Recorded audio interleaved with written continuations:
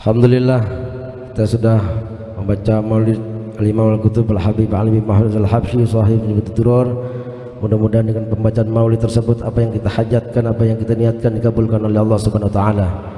Acara selanjutnya yaitu sambutan Mutawali Magam yang akan disampaikan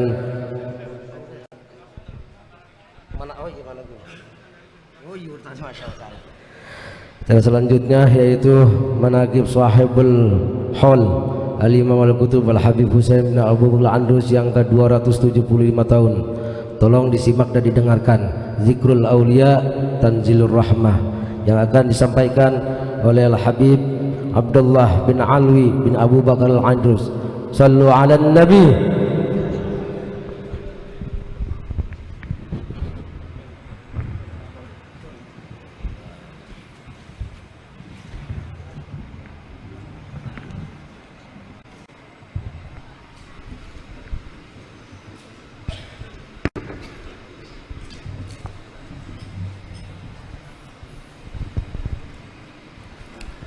Assalamualaikum warahmatullahi wabarakatuh. Bismillahirrahmanirrahim. Allahumma salli wa sallim ala sayyidina Muhammad bin Abdullah al-qaimi bihaqqillah adada ma fi ilmillah wa ala alihi wa sahbihi ma daqat illa wa farajahullah. Qala Allah subhanahu wa ta'ala fi kitabihil karim, a'udzu billahi minasyaitonir rajim. Bismillahirrahmanirrahim. Ala inna awliya Allahi la khaufun alaihim wa la hum yahzanun alladzina amanu wa kanu yattaquna lahumul busyra wal hayata fil hayatid dunya wa fil akhirah la tabdila li kalimatillah dzalika huwal fawzul azim. Artinya, ketahuilah bahwa sesungguhnya para wali Allah itu ialah mereka yang tidak pernah merasa khawatir dan tidak pula pernah merasa bersedih hati. Mereka itu adalah orang-orang yang beriman dan bertakwa. Bagi mereka berita gembira di dalam kehidupan di dunia ini dan kehidupan di akhirat kelak. Tidak ada perubahan bagi kalimat-kalimat dan janji-janji Allah. Yang demikian itu adalah kemenangan yang besar. Hadirin, berikut akan saya bacakan silsilah Sahibul Magam Al-Habib Husain bin Abu Bakar Al-Idrus.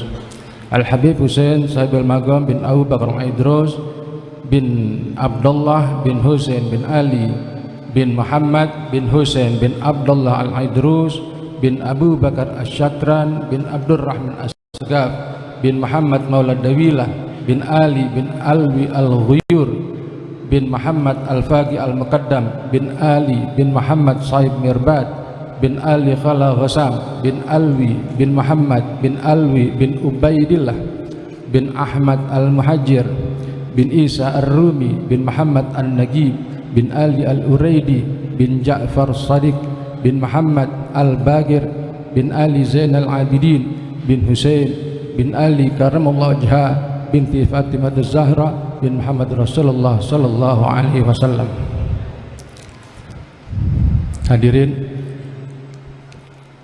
sekitar 2,5 abad yang silam telah lahir seorang yang dimuliakan oleh Allah Subhanahu wa taala,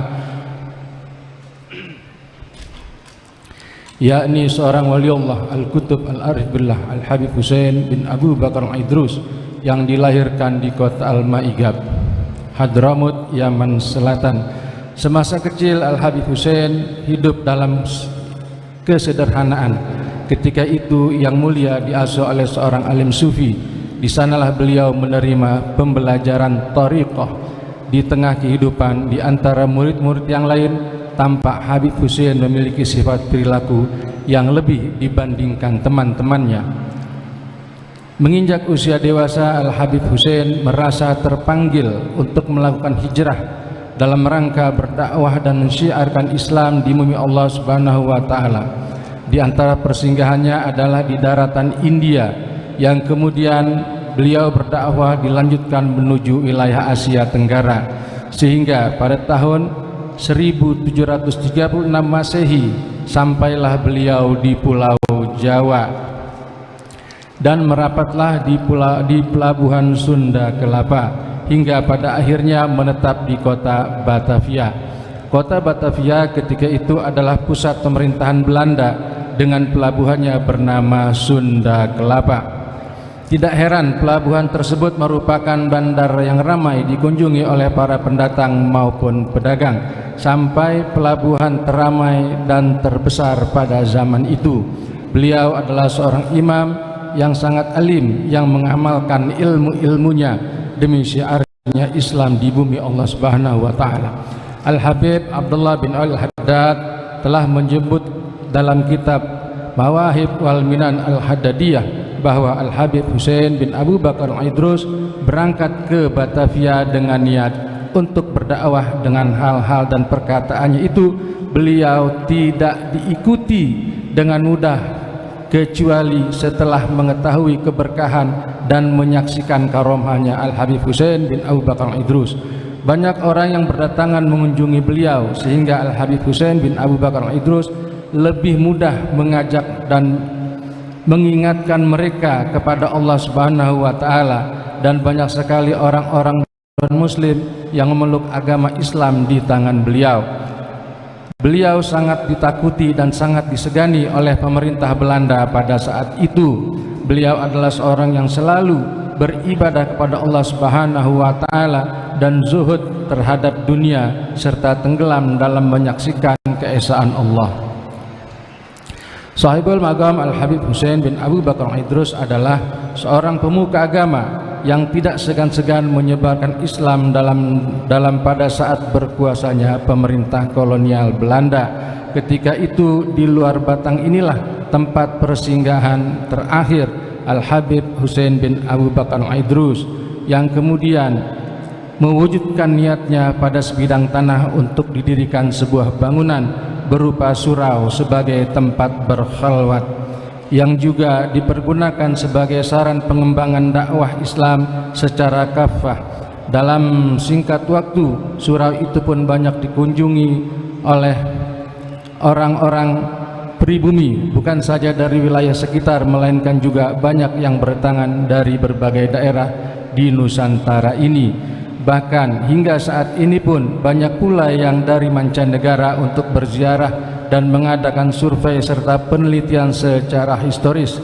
Pesatnya pertumbuhan dan minat orang yang datang untuk belajar thariqah dan memahami tentang Islam pada saat itu rupanya mengundang kecurigaan dan kekhawatiran pemerintah kolonial Belanda. Mereka memandang keberadaan Sahibul Maqam sebagai pihak yang dapat mengganggu kondisi politik kekuasaan VOC ketika itu. Namun kekuasaan VOC tidaklah dapat menghentikan peran sang Habib dalam mengembangkan misi dakwahnya. Dalam perjuangan menegakkan agama Allah, ternyata Allah Subhanahu wa taala berkehendak lain. Wali Allah Al-Habib Husain bin Abu Bakar Al-Idrus dipanggil sang Khalik.